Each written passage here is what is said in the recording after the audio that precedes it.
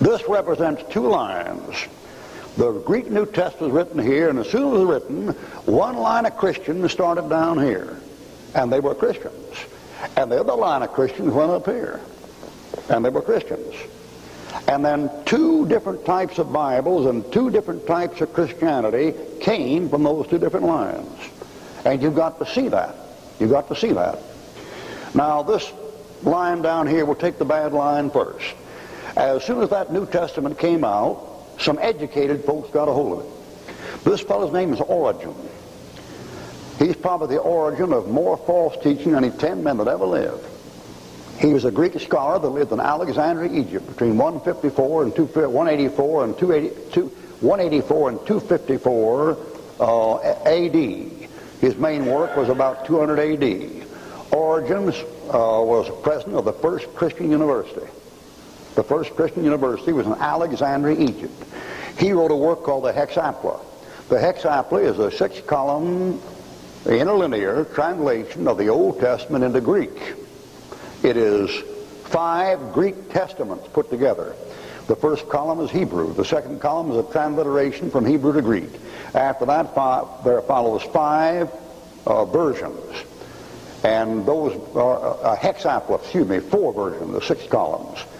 Hebrew first column, transliteration second column, then 4 versions, making 6 hex, 4 versions. Those versions are by Symmachus, Theodotion, Aquila, and Origen. That's called the Hexapla. When a man says the Septuagint, that's what he's talking about. He's not talking about something written back before the time of Christ. Nobody has ever found one verse from any manuscript before the time of Christ, quoted by any writer in the New Testament, quoted from a Greek Old Testament. I've been challenging scholars to find one for 39 years, and no scholar on the face of this earth has ever produced one, and no scholar ever will. Zane Hodges at Dallas cannot produce one. Wilbur Pickering at Dallas cannot produce one. Forrestad at Dallas cannot produce one. All that bunch at Louisville cannot. All you got to tell a fellow is this.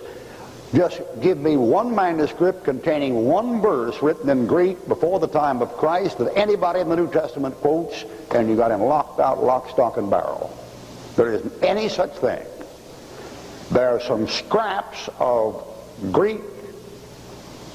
There are some scraps of Greek paper that have part of a small part of Deuteronomy written about 150 B.C., and nobody quotes them in the New Testament.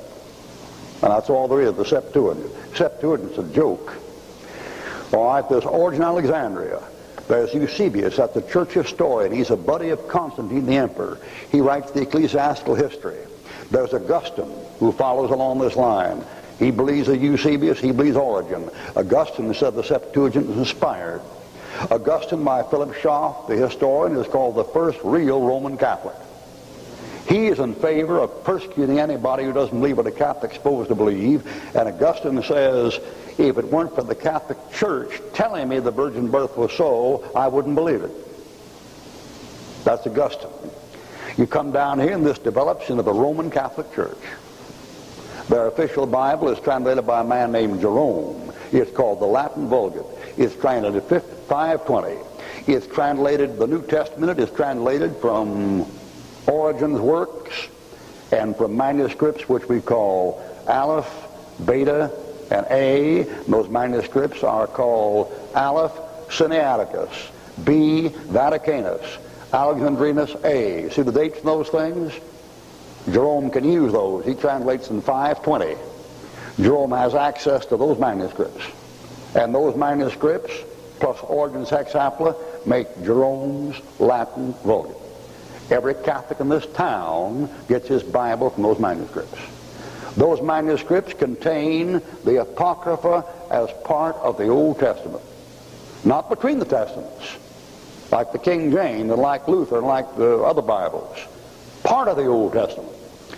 That is, these manuscripts here have Bel and the Dragon, Judith, and Maccabees in the Old Testament canon as part of the inspired Scripture. All right, from those manuscripts right there comes the Roman Catholic Church. And the Roman Catholic Church comes down through here, and we call these Greek texts, which I delineated over here, we call them Alexandrian Greek texts. They're called Alexandrian Greek texts because they come from Alexandria, Egypt, and these are the Greek texts for the Roman Catholic Bibles. Those texts in Greek come out, go ahead, a copy of them here somewhere. I've got here they are right here. See these Greek texts? Those are all Alexandrian Greek texts. Curtis Hudson says Ruckman corrects the Bible because he corrects the Greek text. Curtis Hudson is a liar. And so are his friends, and so is his family if they believe that. There isn't any such thing on this earth as the Greek text. A man who says the Greek text is a professional liar who's being paid to lie. Bless your soul, there are more than 15 of them right there. And that ain't all of them. That's a Greek text, that's a Greek text, that's a Greek text, that's a Greek text, that's a Greek text, that's a Greek text.